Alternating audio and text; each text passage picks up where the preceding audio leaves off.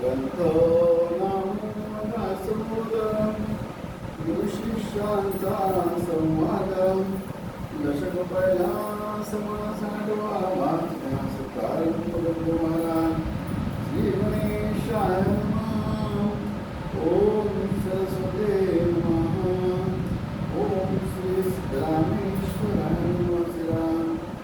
आता वंदो सकळ समा ये सभेसी मुक्ती सुलभा ये स्वामी सुलभा हरे राजा सद्गुणा सिद्धरामेश्वराय राजा सद्गुणा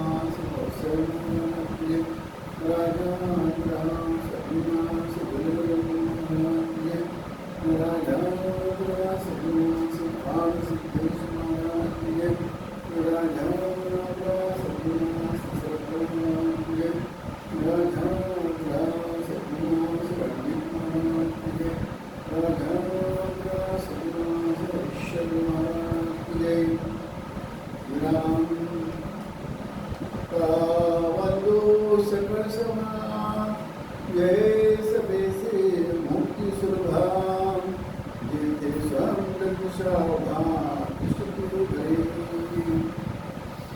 रामदास महाराज यांनी पहिला दशक पहिला समासमध्ये या ग्रंथाचं वाचन केल्याने काय फायदा होतो, उपयोग होतो हे सांगितलं. हा ग्रंथ का वाचावा? दासाला बोध चालले ना, जो रामाचा दास होऊ इच्छितो त्याला बोध म्हणजे मार्गदर्शन.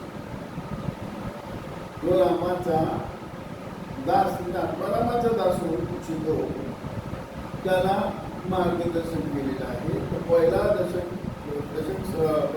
समाजमध्ये हा ग्रंथ म्हणजे काय, हा ग्रंथ वाचल्याने काय फायदा काय उपयोग होतो, कशासाठी वाचायचं म्हणजे ग्रंथाचं महत्त्व.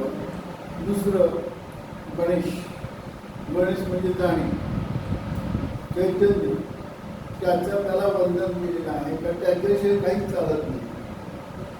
संगीताचे उपकरण आहे त्याच्यामध्ये वीज नसेल तर उपकरणाचा काय उपयोग. म्हणून सगळ्यामध्ये वीज म्हणजे एकच तो चैतन्य, एकच ती जाणीव आहे. त्याला वंदन, त्याला विष्णू म्हणलेलं आहे, त्याला वंदन केलेलं आहे. तिसरा दशक पहिला समास तिसऱ्यामध्ये कोणाला वंदन केलेलं आहे? शारदा स्तवन. कारण वाच्याशिवाय शब्दाशिवाय काय ज्ञान कसं सांगणार? माध्यम आहे ना शारदा. शारदा म्हणजे परा पश्यंती मध्यमा वैखरी चार वाणी, त्यांना वंदन केलेलं आहे. सुरुवात करून झाली परा, जे काय आहे त्याच्यातून काहीतरी स्फुरलं त्याला परा.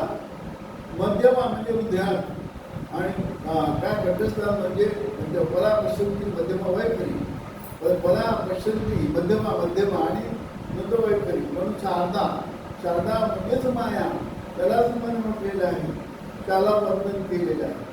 चौथा आहे सद्गुरु स्तवन. सद्गुरूला वंदन काय केलेलं आहे? आणि सगळं कुठे आहे? सद्गुरूकडेच मिळणार. सगळे कशासाठी गटपट आहे? आत्माराम म्हणजे सद्गुरू ना. सगळ्यांच्या आतमध्ये एकच आहे. आत्मारामचा अर्थच आहे तुमच्या सगळ्यांच्या आतमध्ये काय, त्यालाच सद्गुरू सांगितलेला आहे. सत्य वस्तू दाखवितो तो सद्गुरू, त्याचं वर्णन केलेलं आहे. आणि चौथा आहे वर्णन केलेलं आहे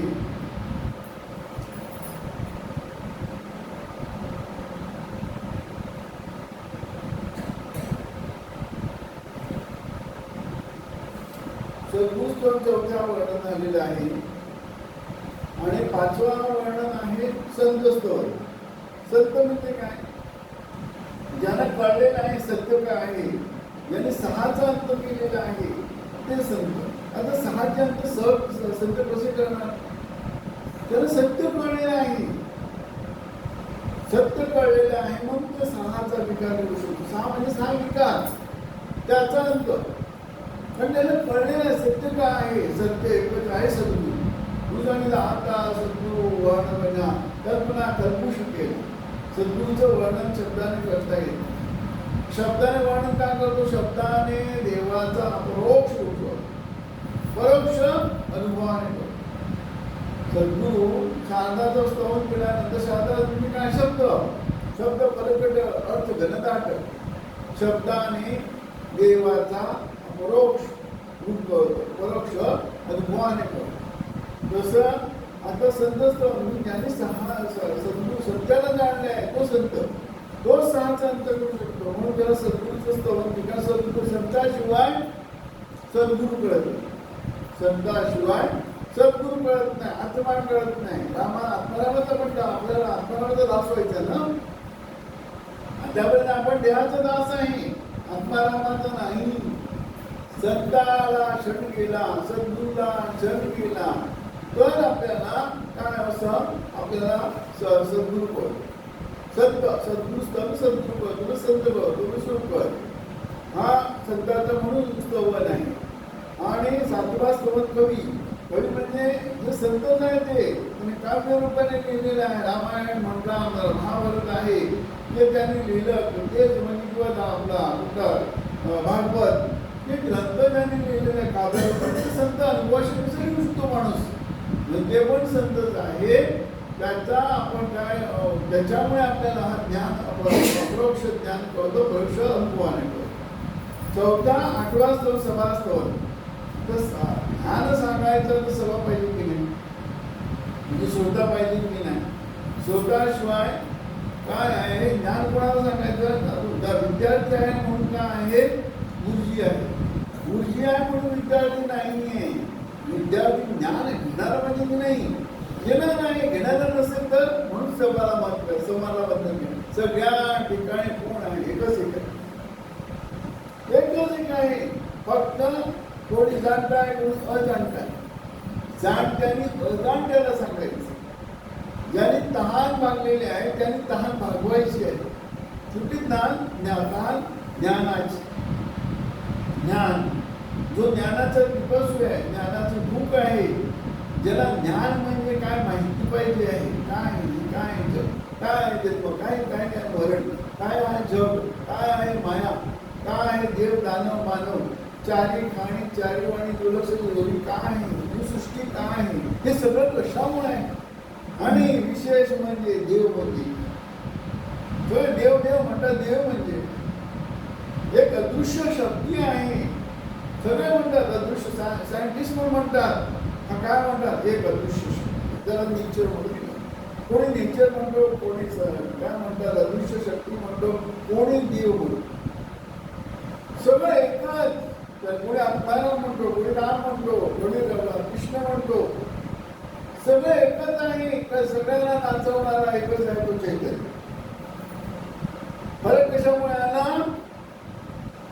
विष्णू म्हणलेला आहे. फरक कशामुळे आला? मनामुळे. चैतन्य म्हणजेच जाणीव, म्हणजेच विष्णू, म्हणजेच काय आहे त्याच्यावर भासतं तर मन. मनामुळे काय आहे? रज तम सत्व गुणांचा काय म्हणतात मिक्सर वेगवेगळ्या प्रमाणात आहे म्हणून मन तयार आहे. वास्तविक मन पण शुद्ध केला तर एकच आहे. शुद्ध करा मन काय शुद्ध मन कशाने होतो? एक तर भक्ती मार्ग, ज्याला उपरिका मार्ग म्हणतात. दुसरा ज्ञान मार्ग. पिपिलिका मार्ग संपतो. पिपिलिका म्हणजे मुलीचा मार्ग. तो मार्ग संपतो, नंतर ज्ञान मार्ग चालू होतो. पण पिपिलिका मार्गात मन आहे, कर्तेपण आहे, मन आहे, बुद्धी आहे, चित्त आहे, अहंकार आहे, जीवात्मा आहे. आणि ज्ञान मार्गात मन नाही, बुद्धी नाही, चित्त नाही, अहंकार नाही, जीवालाच. कारण काय?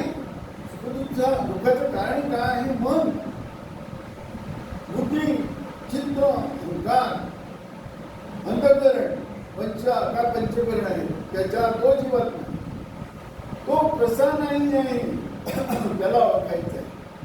असं एखादा माणूस म्हणतो आहे तो चोर आहे, चोर आहे, चोर आहे. त्याच्यात केस दाखल केली जाते. क्रियाधी पक्ष आणि काय आहे हे विरोधी पक्ष, फिर्यादी पक्ष आणि विरोधी पक्ष हेच लढवतात. तो आरोप करतो तू चोर आहे चोर आहे. दुसरा फिर्यादी म्हणजे बचाव पक्ष काय करतो, त्याला हा चोर कसा नाही तो सिद्ध करतो. मायाने आरोप केलेला आहे तू चोर आहे चोर आहे. फिर्यादी पक्ष म्हणजे फिर्यादी पक्ष कोण आहे, माया. बचाव पक्ष कोण आहे, सद्गुरू. तो म्हणतो तू चोर कसा नाही, तू चोर कसा नाही. ते पटवून दिला जात. सद्गुरू आपल्याला पटवतो तू चोर कसा. चोरी कोणाची केली आहे, पंचमहाभूतांची. पंचमहाभूतांचा शरीर, त्याला आपण स्वतःला मी देव आहे, मी देव. वास्तविक तो परमेश्वराने आपल्याला स्वरूपाला ओळखायला दिलेला आहे. त्याचा आपण योग्य वापर न करता संकटला देवबुद्धीचा मी देव आहे, मी देव आहे, मी देव आहे बरोबर तर काही समजतच नाही. हाही विचार करत नाही. असे विवेकांची कामे उगेच भ्रमणे भ्रमे. आई विचारच करत नाही. मी आईच्या पोटात असताना मी कोण, मी काय करत आणि काळाचा पडदा. आईच्या पोटात गर्भधारणेपूर्वी काय होतो माहित नाही. काळाचा पडदा म्हणजे अज्ञान न पडदा लागेल. म्हणजे म्हणजे मरणापूर्वी काय होतो ते आठवत नाही. तिकडे काळाचा पडदा. कारण अज्ञान विसर. रात्री आपण झोपतो, सगळं विसरतो, नित्य प्रलय. पण तो तात्पुरता असतो, कायच नाही. दुसऱ्या दिवशी आपल्याला आठवतं मग काल काय केलेलं आहे, काय खाल्लेलं आहे, काय पिलेलं आहे, काय कर्म केलेलं आहे. आणि आपल्याला जन्मापासून मरेपर्यंत जेव्हापासून जाणीव होतं सगळं आठवतं. काळाचा पडदा शॉर्ट टाइम म्हणतात, शॉर्ट टाइमचा आहे तो. फक्त आपण झोपण्यापूर्वी शॉर्ट टाइमचा जो काळाचा पडदा आहे. मृत्यू कायमचा आहे. मागच्या जन्माला विचार, मागच्या जन्मी कोण आहे सांगितलं आठवलं का नाही. काय लॉंग टर्म म्हणतात. लॉंग टर्म काळाचा पडदा नाही. तो कोणीच म्हणजे बद्दल करूच शकत नाही. ममाक्षी पण सांगू शकत नाही मागच्या जन्मात कोणा. साधक पण सांगू शकत नाही. सिद्ध पण तोड काढण्याच्या भानगडीत पडत नाही. मागच्या जन्मी काय करायचं सगळं तुम्हाला प्रश्न विचारला होता ममाक्षी म्हणून. एका जाणत्या माणसाने प्रश्न विचारला होता की तुम्ही कृष्णाला म्हणे तुम्हाला 12 जन्म आठवतात म्हणे, तुम्हाला किती जन्म आठवतात. म्हणून मी हजारो शेकडो जन्म सांगू शकतो तुम्हाला. पण तुम्ही जाणून त्याच्यासाठी साधना करावी लागेल. ती साधना करून ते जाणून मी करू काय, उपयोग काय मला त्याचा, उभटचा त्रास करून मी काय घेऊ.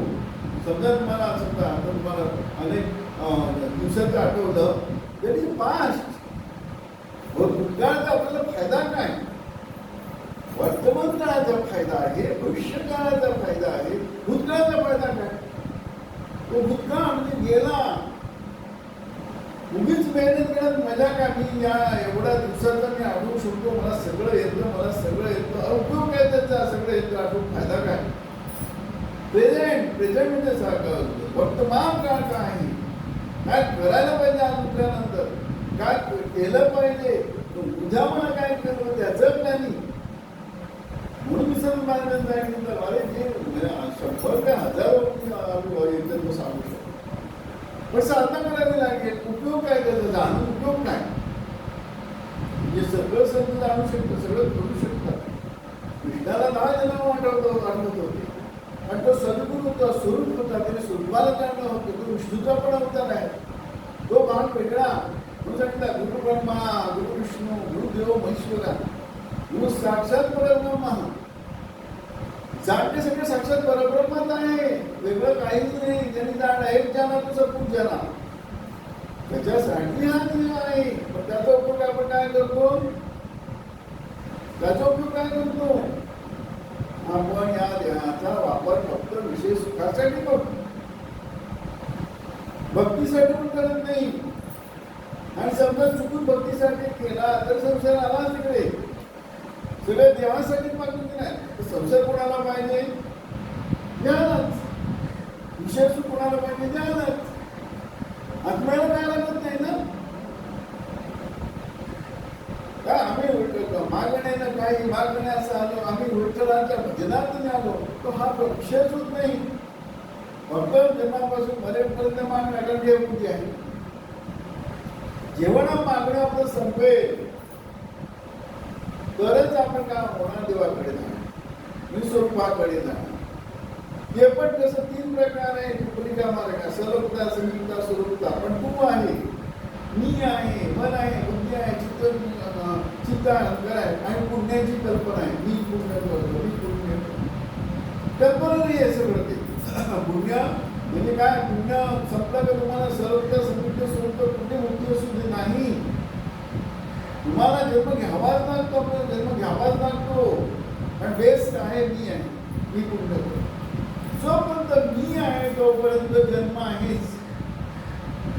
या मीला नष्ट करण्याची जेव्हा आपल्याला वासना होते, जाणीव होते, तेव्हा मरताना हा जीव वासना घेऊन जातो. मला काय पाहिजे?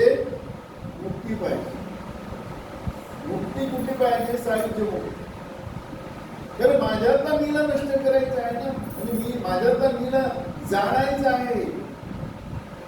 मी नाही आहे, देव आहे हे कळलं. त्याच्यात त्या वाचलेले म्हणून जेव्हा देव सोडतो तेव्हा काय करतो? आपल्याला स्वरूप करतो. मीला जाणण्यासाठी ना अध्यात्म आहे. अध्यात्म म्हणजे आधी आत्मा आहे. आपण पंचमहाभूतांचं शिबिर आपल्याला घेऊन बसतोय. मी जे आहे, मी जे आहे, मी जे आहे. तुम्ही डब्बाने आपल्याला भाड्याने दिलेला आहे. भाडं कुठे द्यायचं आपल्याला? भक्ती द्यायची आहे.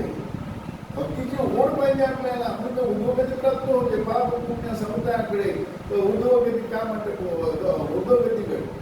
उद्योगतीला जातो. एक जन्मात दुसऱ्या जन्मात भक्ती देवाजवळ वाढत जातो. वाटता कळतं स्वरूपता, स्वरूपता, स्वरूपता तुम्ही नाशिवंत आहे. मग याच्यातून मोकळायला काय? एकच आहे तो. त्या वासनेने जेव्हा आपण देह सोडतो तेव्हा आपल्याला सद्गुरू मिळेल. सद्गुरू शोधायची गरज नाहीये, मिळतो आपोआप. नाही सद्गुरूकडे जाऊन सुद्धा आपल्याला काय म्हणतात? जैसी घ्यायच्या अधिकारासारखे घेणे अधिकार नाही आपल्याला. पुण्याही नाहीये, अधिकार नाहीये, पुण्य नाहीये. मग भजन करणार, सगळं करणार नाही, पण उपकार जाणार नाही. त्याचं उपकार पुढच्या जन्मी आहे. सगळ्यांमध्ये देव आहे. रमेशची नाम जाणणार कोणी जाणलं? वक्त्याने. वक्ता म्हणजे संत, तो स्वरूप. फक्त देव रूपाने तो वक्ता आहे. मग सभामध्ये पण तो देव आहे. सभामध्ये देव आहे.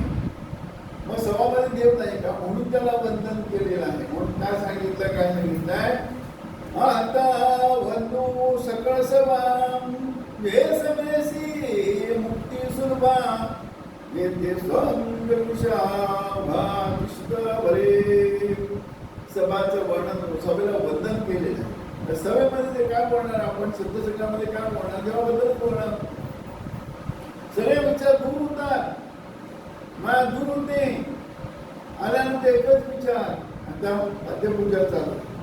आता मध्यपूजेचा पहिला आपल्याला काय भजन गातो.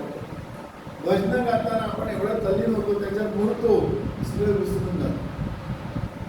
त्यावेळेला आपण सांगितलं आता वंदू सकळ सभा येसमेसी मुक्ती सुलभा.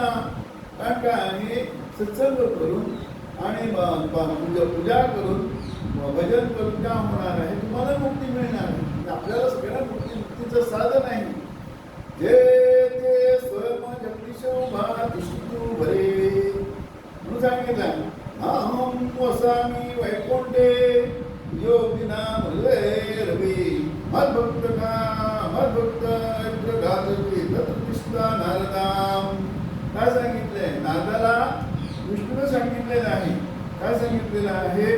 नाम वसामी वैकुंठे. मी वैकुंठात राहत नाही. योगिनाम योगी असतात मग मोठे, त्यांच्या हृदयात पण राहत नाही. मद्भक्त गात्र मद्भक्त यंत्र नारदा माझे भक्त माझे गुणगान करतात तिकडे मी थांबतो, तिकडे असतो. कारण देवाने पत्ता दिला मी कुठे आहे. काय सांगितलं, नाम वसामी वैकुंठे, मला वैकुंठात मला शोधू नका, योगीच्या हृदयात शोधू नका. माझे भक्त करतात काय करतात, माझं गुणगान. माझं म्हणजे काय, देवाचं. देव म्हणजे काय, आत्मा. आत्म्यांचं गुणगान करतात, सद्गुरूचं गुणगान करतात, संतांचं गुणगान करतात. तिकडे मी असतो, मला तिकडे शोधा म्हणजे मी तुम्हाला सापडेल हे सांगितलं आहे. म्हणून सभेला स्तवन केलेलं आहे, सभेला वंदन केलेलं आहे. आता वंदू सकळ सभा येस सभेसी मुक्ती सर्वा शोभा. येथे ज्या सभेमध्ये आपल्याला मुक्ती मिळते, कुठे सारखी मुक्ती. इकडे सर्वता सभेतल्या स्वरूपांचा विषयच नाही इकडे. कारण हे ज्ञान आहे, ज्ञान मार्ग आहे, मुक्तीचा मार्ग आहे. कायमचा नाव जवळ पडलेलं इंग्लिशमध्ये काय म्हणतात, नाव जवळ. जग नाही आहे हे जाणायचं आहे. कारण सगळे कुठे शास्त्रज्ञ भक्त ऋषी मुनी जपी तपी योगी हे सगळे मायेमध्ये आहेत. ईश्वरम मायेने विद्या, ज्याला ईश्वर म्हणतात. 33 कोटी देव, ब्रह्मा विष्णू महेश सुद्धा कशात आहे, मायेमध्ये. कारण सगळ्यांमध्ये मी आहे की नाही, हा मी आहे तो पण माया आहे. मी म्हणजे मन.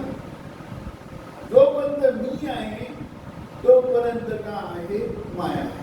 माया म्हणजे अज्ञान. महान करे देव वर्ष दिलेल्या सगळ्यात अज्ञानच आहे. देव दानव मानव योगी ऋषी मुनी जपी तपी. आणि देवाने किती वर्ष योग केला, 2000 वर्ष. स्वतःला ओळखला नाही, सिद्ध्या प्राप्त केली, योगी म्हणतात. म्हणून सांगितलं, काय सांगितलंय, नाम वसामी वैकुंठे योगिनाम विदोरहो. म्हणजे योगी 2000 वर्ष योग करून त्याला ज्ञान काय कळलंच नाही, फक्त सिद्ध्या. ज्ञान कोणी सांगितलं, सद्गुरूच्या ज्ञान सापडत नाही. म्हणजे सद्गुरू वाचून संपणे नसोय रावे ते पाय आज्ञा. सद्गुरूकडे जायचं तर कशाला, ज्ञान मागायला. कुठलं ज्ञान, मी कोण आहे, मी कोण आहे ही जाणण्याची ज्याला भूक आहे त्यांनी सद्गुरूकडे जायचं. तिथं जातील तो काय मागणार, वासना कुठे आहे तेच मागणार. ह्याची वासना कुठली आहे, मी कोण आहे, मी कोण आहे मला जाणायचं. तो काय मागणार, मला ज्ञान सांगा मी कोण आहे. जन्म काय, मृत्यू काय, शरीर काय, देह म्हणजे काय, देव म्हणजे काय. तुला तू देव भक्त मी कल्पनाच नासे. हीच प्रभू पूजा करतो दत्तात्रय. देवाने भक्त कल्पना आहे ती कल्पना ती शंका फक्त सद्गुरू करू शकतो. सद्गुरू काय म्हणतो, देव देव आहे, तू नाहीयेस. जोपर्यंत तू आहे तोपर्यंत तुला देव सापडणार. जोपर्यंत तू आहे तोपर्यंत देव सापडणार. तू नाही देव तिकडेच आहे जवळ्यांतरी भेटी नाही जन्मांतरी. तुझ्या जवळच आहे, तुझ्या अंतरातच आहे, तुझ्यातच देव आहे. ती कोण, तूच देव आहे हे सांगणारा सद्गुरू. बाकी कोणी सांगू शकत, देव सुद्धा सांगू शकत. देव काय म्हणतो, सगळ्यात मोठा देव कोण, विठ्ठल. तो काय म्हणतो, माझी पूजा करा, वैकुंठात या. जलवता समीपता स्वरूपता या तीन मुक्ती घेतात.